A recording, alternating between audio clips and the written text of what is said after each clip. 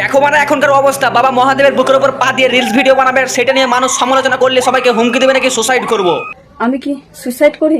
মানে মেরা বাবা মহাদেবের বুকে পা দিয়ে রিলস ভিডিও বানাবে, সেটা নিয়ে সবাই প্রতিবাদ করলে সবাইকে হুমকি দিবে সুসাইডের।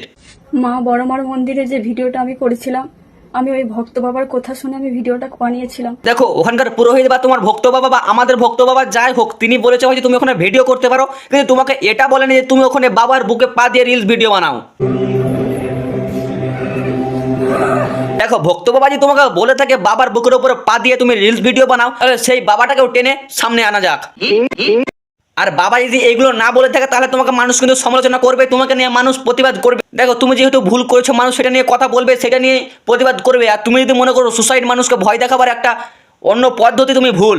আমার এতটাও ক্ষমতা নেই যে আমি বাবার বাবার বুকে পা তুলে এরকম করে ভিডিওটা করবো, তবু কেন? দেখ ক্ষমতা যখন নেই তাহলে বুকের উপর পা তুলে মার খাটা নিয়ে তুই কেন এইসব করলি? সোশ্যাল মিডিয়াতে ভাইরাল হওয়ার জন্য বাবাকে এটা আনলি?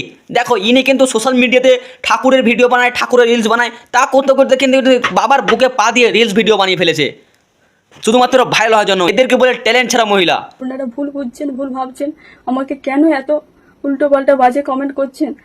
না তোমাকে নিয়ে নিন্দা করবে না, তোমাকে নিয়ে সমালোচনা করবে না, তোমাকে প্রতিবাদ করবে না। তুমি বাবার বুকের উপর পা দিয়ে রিলস ভিডিও বানাচ্ছ, তোমাকে নিন্দা করবে না, সমালোচনা করবে না, প্রতিবাদ করবে না, তোমাকে হ্যাপি যায়নি, ভেরি নাইস ভিডিও এইসব লিখবে। আমি এরকম ভুল করি না, আমার এতটাও সাধ্য নেই নিজের থেকে কাতার নিয়ে বাবার বুকে পা তুলে ভিডিও করবো। যখন ভুল করেছে তোমাকে মানুষ গালিগালাজ দেবে, প্রতিবাদ করবে, সেটা তোমাকে মেনে নিতে হবে। তুমি মানুষের কাছে ক্ষমা চেয়েছো, ভালো কথা, বাট এরকম কাজ আর জন্য দুবার না হয়। আর যেই ভণ্ড বাবা তোমাকে এইসব করতে বলেছে, বাবার বুকের উপর পা দিয়ে ভিডিও বানাতে বলেছে, সেই বাবাকে টেনে ক্যামেরার সামনে আনা হোক। বাট আর একটা লাস্ট পর্যন্ত কথা বলো, সব কিছুর সলিউশন কিন্তু সুসাইড হয় না। তুমি ভুল করেছো, ক্ষমা চেয়েছো, মানুষ ক্ষমা করে দেবে, 2 দিন এটা নিয়ে কথা বললে মানুষ ভুলে যাবে, কিন্তু সুসাইডের সব থেকে সমাধান কাজ হয় না।